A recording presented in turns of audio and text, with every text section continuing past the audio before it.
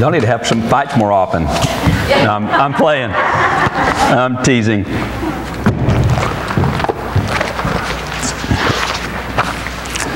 I would love to go way down that road for a while. I won't today. But there's something so beautiful to me about when someone comes to a place where all they have left is Jesus. I'm not trying to embarrass, but you know, Gary, at some point I want him to share his testimony. But you know, a recovered alcohol and drug addict, and I mean literally bottomed, and that's when he met Jesus in California. And when you see someone who comes to that place, then they can get up on stage and go, yeah, I was a jerk of a dad. I mean, it's like, but some of us that haven't, and please don't misunderstand me, okay? The greater testimony than Gary's, although that's awesome, the greater is those of you that the grace of God that delivered him, the grace that kept you. That's the greater testimony. I'm telling you, if you ask Gary Bunning or anybody in this room that has that kind of a testimony, they would be the first to tell you, that's not the testimony I wanted. I want your testimony. So don't get under that. That's not what I'm saying. I'm just saying it though, but when we're so desperate, when we get to that place where we're totally broken, then all of a sudden we have nothing to hide. And so we go, yeah, you know, my son and I, we were at odds, or, you know, I did this and that. And it's like, you know, what you've seen today basically for an hour is just this stripping bare. And that's, you know, that's who we are. And that's the way we live. And I know that's scary for some. And it's okay. You don't, anyway. So I won't go down there, but we got to get to this. I'm going to go take my time, because like I said, this is going to take at least 2 weeks, maybe into 3, to unpack it all, because there's just so much here in one little verse, and it's just crazy. But I want to make sure you get it. It's like one of the things about homeschool. We've been homeschooling for 20-something years. Is again, I've got to be careful, because I'm not saying this is better than that, or you shouldn't. Please don't do that. But for us, one of the things is like if Brooks doesn't get a problem or whatever, we don't just go, okay, you get an F and we go on. You just don't go on. We stay there until we get it. That's the point. If it takes a day or a month, we're not going to go until we're not leaving this until we totally understand it. Does that make sense?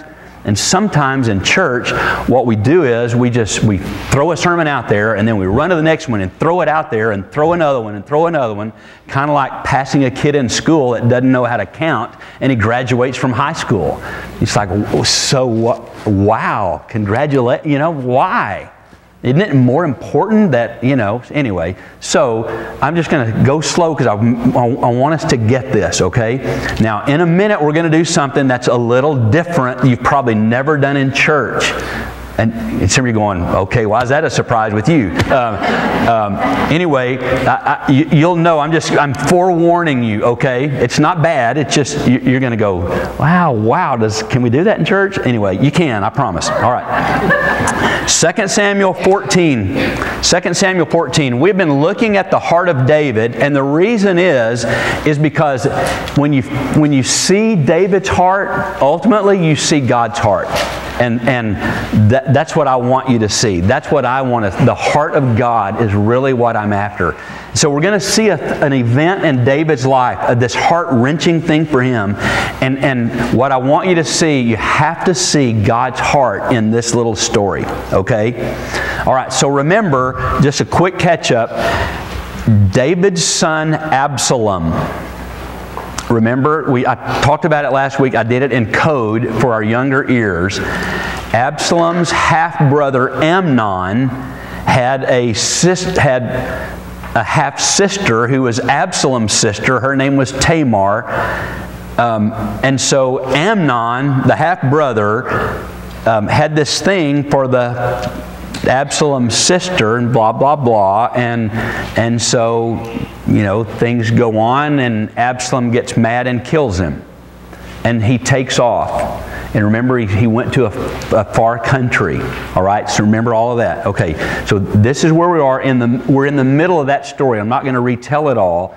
So he's gone, and Joab, who was like the top guy, this 5-star general in the army, and he was David's right-hand military advisor. He was General Schwarzkopf, or whoever you like to think about in those terms. That's who Joab. He was a bad dude. But he sees David grieving over and wrestling with this whole thing with Absalom. And so he goes to this town called Tekoa, country town, and he somehow he's heard of this wise woman, and he gets her and he says, I want you to come. And he sets this whole thing up. Here's what I want you to tell David. And so she tells this little parable about 2 of her sons who go out in this field, and one kills the other. And you can read that. It's in these first few verses of 14. Just for time's sake, I'm going to let you read that, okay? So she tells the story, and David makes this judgment. And so the king in verse 10 says, if anyone says anything to you, bring him to me, and he will not bother you again, after the judgment thing. And she said, then let the king invoke the Lord his God to prevent the avenger of blood from adding to the destruction, so that my son will not be destroyed. In other words, please don't let my son be destroyed. Let him off the hook. As surely as the Lord lives, he said, not one hair of your son's head will fall to the ground. Can you see what she's doing? She's setting him up for Absalom. And so David is going, I promise you, not one hair off his head will fall to the ground. Then the woman said, okay, can I just say one more thing? And he says, speak. And she said, so, why then have you devised a thing like this against the people of God? It's like, remember, Nathan did this like a couple of chapters ago. When the king says this, does he not convict himself? For the king has not brought back his banished son, Absalom. Like water spilled on the ground which cannot be recovered, so we must die. And here it is. But God does not take away life. Instead, He devises ways so that a banished person may not remain estranged from Him. That is one of the most gorgeous verses about the heart of God in the Bible. And I want to unpack that today and into next week, okay? So David's in a mess. Eddie, he's in a quag. I mean, King David is in a quag of all quags. This good-for-nothing son, Absalom, has murdered his brother, Amnon, and went to the far country. And Absalom was this vain, headstrong, arrogant, cocky, crafty, ambitious. He had no love for his dad. He had no love for King David, his dad. He was a spoiled brat.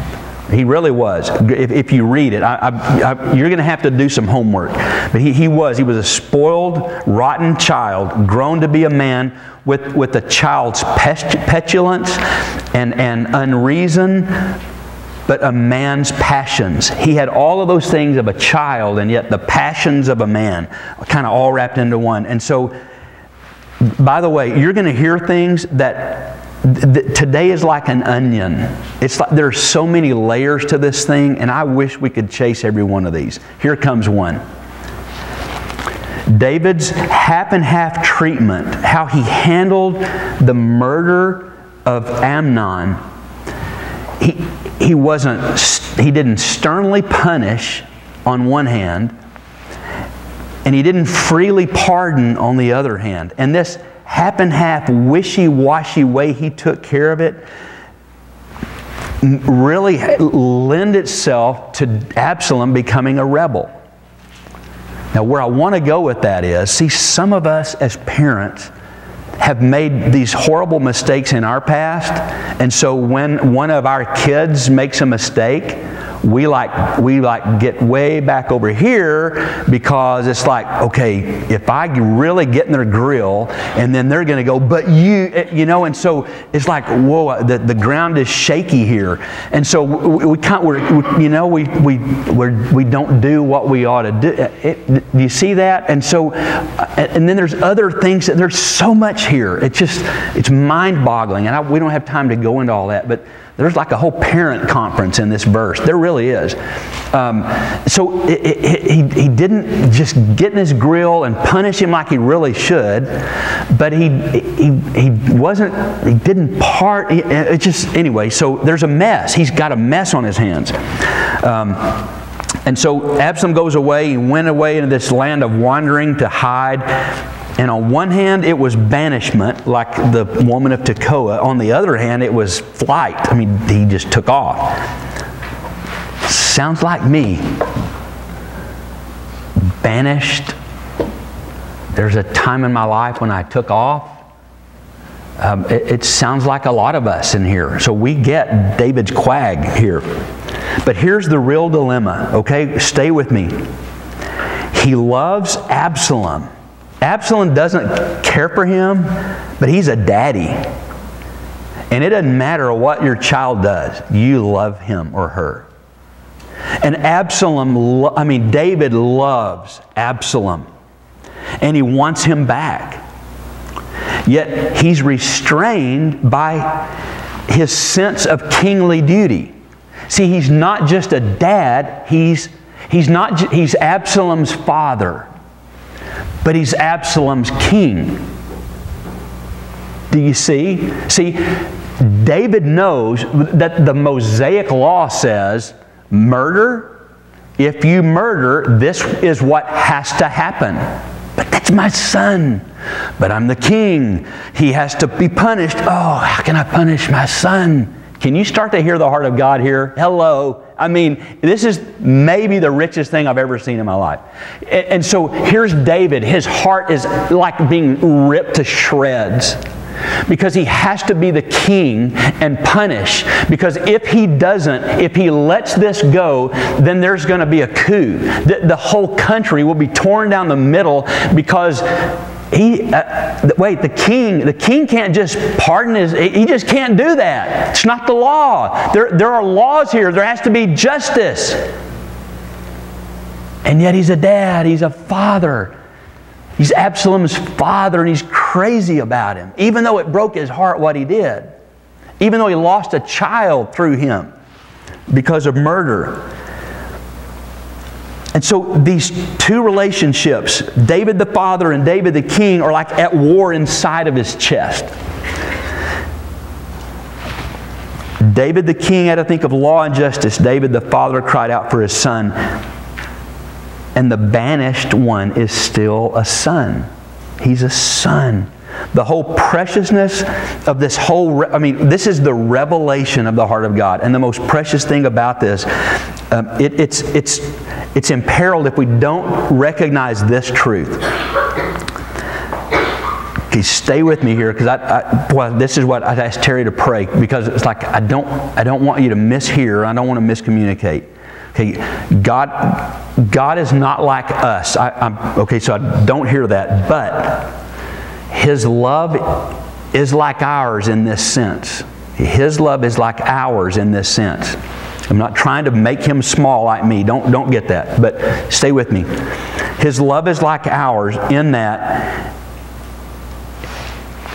for me, love, it delights me when love gets returned. And you, when love returns back to you. Mary, I love you. You're all, oh, Daddy, I love you. Wow. That return thing. That's the heart of God. God loves our returned love today when you were singing to Him. It's like His heart is beating out of His chest because love is returning. That's what I'm saying. Okay? It's like ours in that it rejoices in presence and it is sad in absence. So they're similar there. Okay, that sounds bold, I know, but it's like, and we're going to get into this next week, but remember when the picture in Luke 15 of the father falling on the neck of the boy that came home and kissing him? Remember? See, that's where this whole picture of the love of God, that's important where we're going, all right? When the prodigal son was lost, deep as that is a mystery, we can't let it rob us of the fact that God's love moves. Some of us really have a hard time with this. God's love moves around the worst. It moves around the unworthiest, the most rebellious in a far-off country. And it doesn't desire the death of a sinner. Remember, there's a verse about that. But rather that he would turn from his impurity and live, iniquity and live. See, it is you he wants back. It is me he wants back. I am Absalom, and you are Absalom, and the Father wants you back. You, me, whom he could rescue from recklessness and carelessness of him. It is us whom he seeks to pardon us, to restore us. Watch this. I saw this verse a few years ago. Okay, this is the part I was telling you that you may not. So stay with me. This is so awesome. I saw this verse a few years ago, and I think about it all the time. This is the coolest thing to me. Watch this. It is in Isaiah chapter 5. You don't have. I mean, turn there if you want, but I'm going to turn there as fast as I can so we can go. Isaiah chapter 5, verse 26. Listen to this. He lifts up a banner for the distant nations, and he whistles for those at the ends of the earth. What? God whistles? Are you kidding? Listen, when I've told you this, when I was little, I had the biggest set of buck teeth you've ever seen in your life. Seriously, I mean, I could like eat an apple through a picket fence. I mean, it was like, it was bad.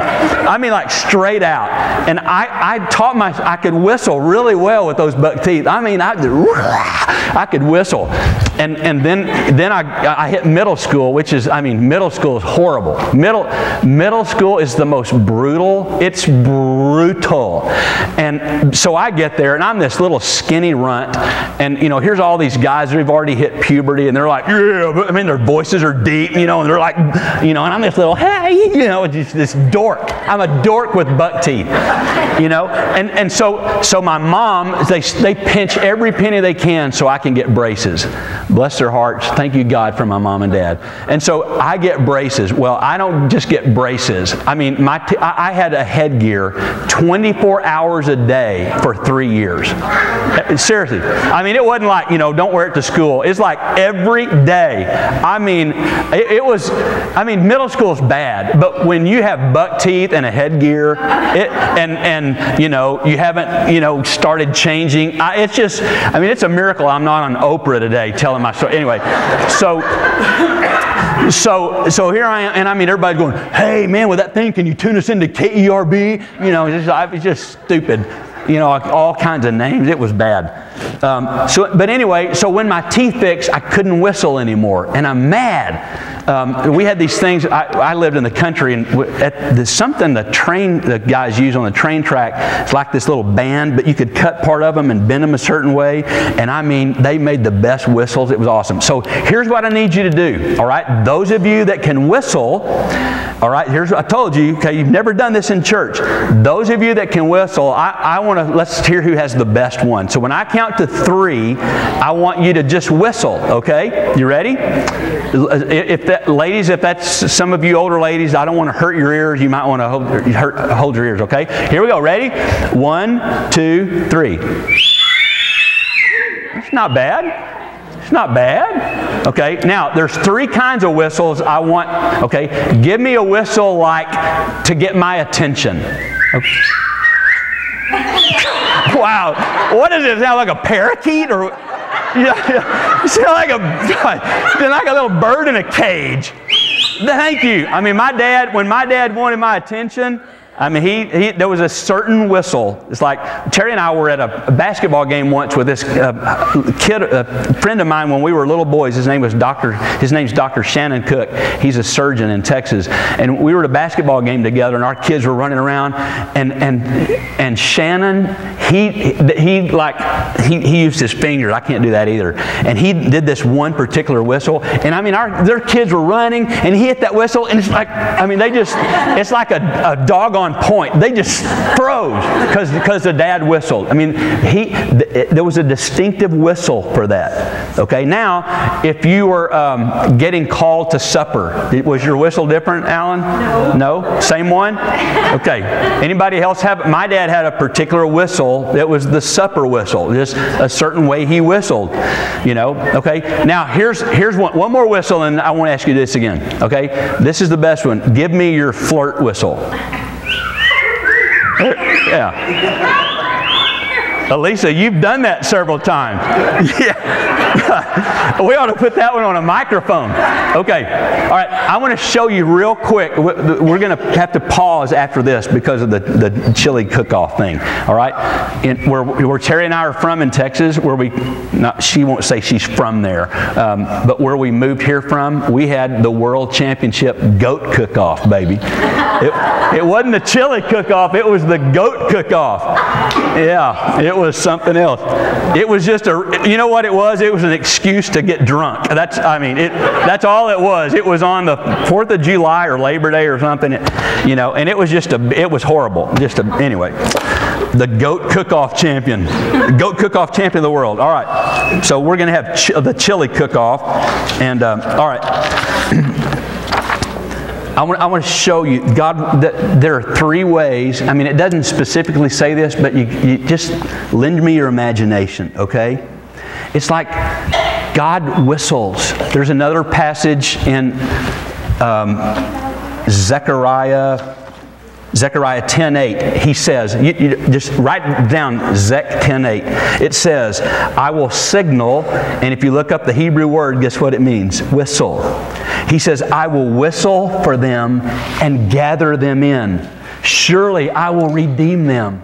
Listen, the banished, God is saying, the banished ones that are far away from me, I wish I could do it. He's whistling. He's drawing them. Hey, come on. Come on. He's drawing them. Now listen to these stories in the Bible. You can almost hear him whistle. In Genesis chapter 3, verse 8, remember Adam and Eve had sinned? Remember? And it says that God went for a walk in the cool of the day. And he can't find Adam.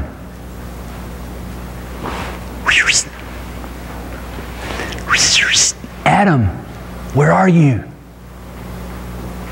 Oh, I was hiding. What? I mean, you can hear God whistle. He whistles. Exodus chapter 3. Moses is walking, tending sheep one day. And all of a sudden, it's like God goes, and this bush is on fire. God's going, hey, come here. And God goes, Moses, my people that you love, that have been in bondage for 430 years, it's time for them to be free. Because my heart, at the very root of my heart is for people to be free. So Moses, I want you to let my people help my people to be free. And so you get this awesome story. Prophets, I mean, all of these things over and over and over. Luke chapter 2. In those days, there was a decree sent out from Caesar Augustus. Hey, world, I want your attention. Isn't that awesome? God whistles, and He's whistling for you. I don't know where you are today. I don't know how far away you are in banishment, in exile, away from the heart of God. I'm telling you based on the authority and the truth of God's Word, today He's whistling for you to get your attention and saying, I am crazy in love with you. And then there's another kind of way God whistles. I promise you. In Job 36, verse 16, it says this. He is wooing you. God is a flirt. He is. He's flirting with you. You read the book of Hosea, and you see this incredible, it's this most beautiful picture of God, how He flirts to bring us back. Listen to some of these. You can jot these down. Deuteronomy 32:10. Deuteronomy 32:10 says, I'm the apple of His eye. Hey, Bobby, you are the apple of my eye. 1 Corinthians 2:9, he goes, Bobby, eye has not seen, nor ear heard, nor has even entered into your heart the things I have planned for you because you love me. He's flirting, going, come on, hey, I'm in love with you. Come love me. I'm in love with you. Listen to this one. Isaiah chapter 43. This is so amazing. Isaiah 43. Fear not. I have redeemed you. I have summoned you by name. Wow. He's going, Stoney, Shelley, Nanny. He's summoning. He's flirting, calling your name. And hey, when you pass through waters, I'll be with you. When you pass through the rivers, they will not sweep over you. When you walk through fire, you will not be burned. The flames will not set you ablaze. Why? Because, verse 4, because you are precious and honored in my sight. God, listen, that's the heart of God. God loves you so much, and He wants your attention. He's whistling to bring you back. Why? Because He's in love with you. And so He whistles to flirt, to woo, to draw you to Himself. Everyone who is called by my name, whom I created for my glory, whom I formed and made. And then in verse 25, I am He who blots out your transgressions for my own sake. What? God's going, I blot out your transgressions for my sake, not yours. God. I mean, it's like God's going, I love you for me. I mean, you need to be loved. But I mean, there's a verse that talks about God as a jealous God. God's going, I love you because I need to love you. Do you get that? That's what we were singing about. I mean, this has to get through to us. It does. This is me, okay? I don't know. I mean, I've served here years ago, but I don't know enough about the history of Charlotte Road, so this is not a slam. I just know for me how I grew up. The Baptist church I grew up in, the Baptist home I grew up in, Christian home. We were Baptist, it's a Christian home. You get what I mean. But it's like I had this warped deal, like I had to earn. And if I messed up, I was back to square one. And I was like, I'm scratching and clawing to get God's favor. And then, whoops, here I go back again. I mean, I said whoops a lot of times. It's like I go back to square one again. It's like I can't measure up. Listen, it's not there. Now we're going to look, because I don't want to be misunderstood. We're going to look at, and then probably next week or the next even, that this whole grace thing is not just this little thing God threw out there. Okay, if you want it, you wanted it. And when you get it, you can treat me any way you want to. No, that's not there either. So there's this balance here. That'd be a good time for Carol. What was it, you? I was telling somebody I was talking to, or Nancy. I forget who it was. When I had the buck teeth and stuff, I had a paper route. I lived in this little West Texas oil country town. It was about, well, when the state messed with the oil, we went from like 12,000 down to 5,000 because all the oil workers moved. Anyway, so I had this paper route and I threw it off of a unicycle. And so I was telling that story to somebody, like, yeah, it was Nancy. And Nancy goes, I dare you to ride the unicycle in church one day. This would be a great time because I'm talking about balance, you know. I mean, I could ride down the steps years ago. I couldn't do it now. But one day we were going to watch Nathan play in somewhere on the other side of Dixon. And we were driving through there. And I see this kid in the Sonic parking lot riding unicycle. And I go, And I whip in, and Terry goes, what are you doing? I go, I just want to see if I can still do it. So I pull in, I say to this little kid, I go, hey, can I try? Yeah, dude, you know. And, you know, he's got his cap sideways with his stupid flat build. Dude, yeah, dude. You know, his pants are like down to here. And so I get on and just take off. I mean, I hadn't ridden one in forever. It's like, but anyway, so there's this balance of the grace. I get all that. So we're going to stay in balance here, all right? But here's the deal. This is what I want you to get today. That God, what we're seeing is in the verse in 2 Samuel when he says this. Took my finger out.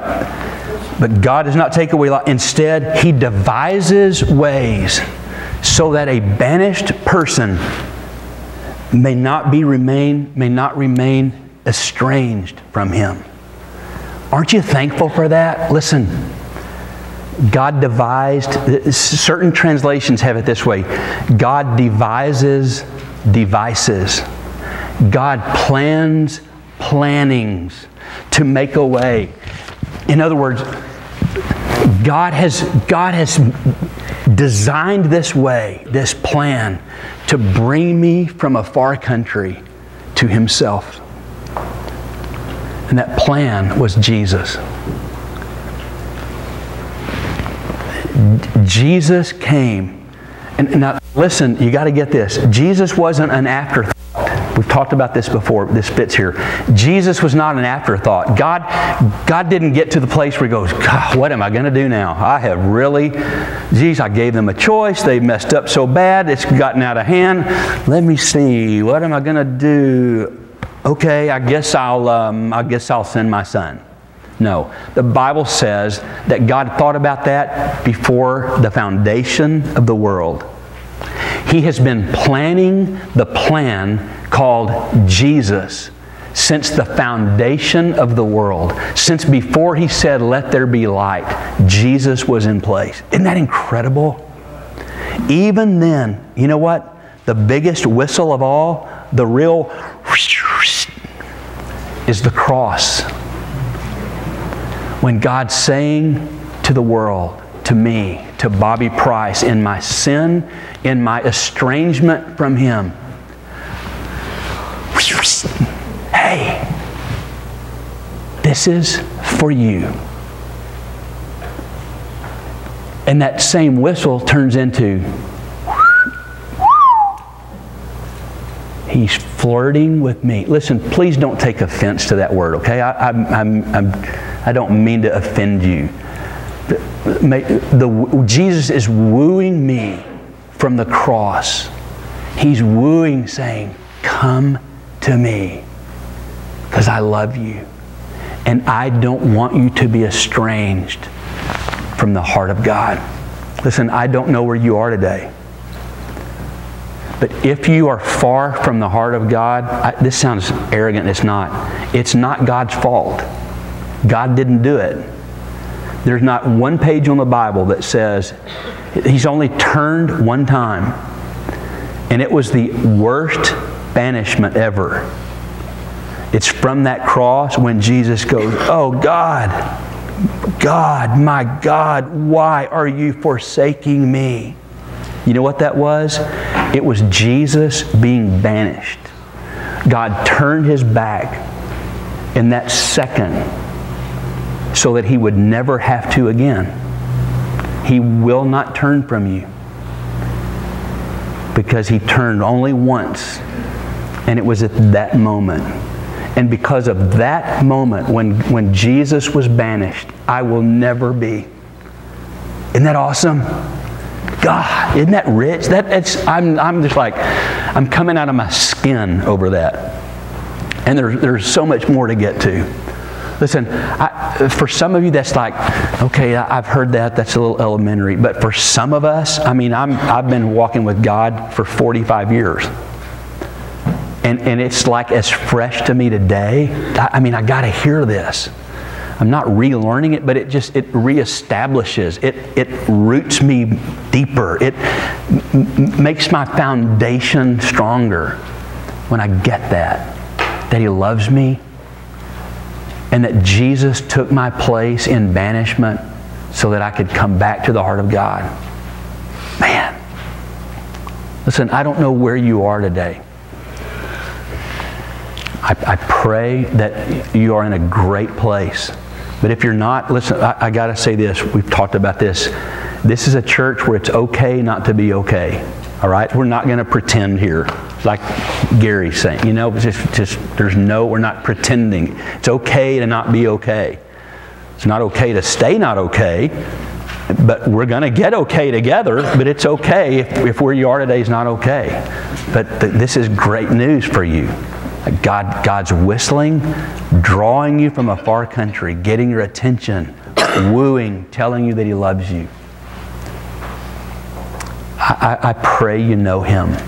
Some of us who are believers, we get to a place where there's sin. It's like sin that gets between like magnet things. It's sin. The smallest speck of sand makes them not stick. You know, it's this small sin that, we got to deal with. Maybe that's you today. We need to deal with some things. I want to give you an opportunity to do that. I love you so much. You know, I told somebody the other day, you know what? I don't care if people remember what I talked about. I want you to, but the real deal is, I want you, here's what I want you to get. I can love Jesus, yeah. And I can be passionate about Him with every fiber in me, yeah. That's what I want you to get. That you see that there's a passionate love for Jesus. You can have that. He made a way so we wouldn't be away from Him. And the heart of God, like the heart of David that we're seeing here, is like this delicate balance when God, because of my sin, He has to be just. Somebody had to die, and it was going to be me. It was going to be you, Janet Hazelton. You deserve to die.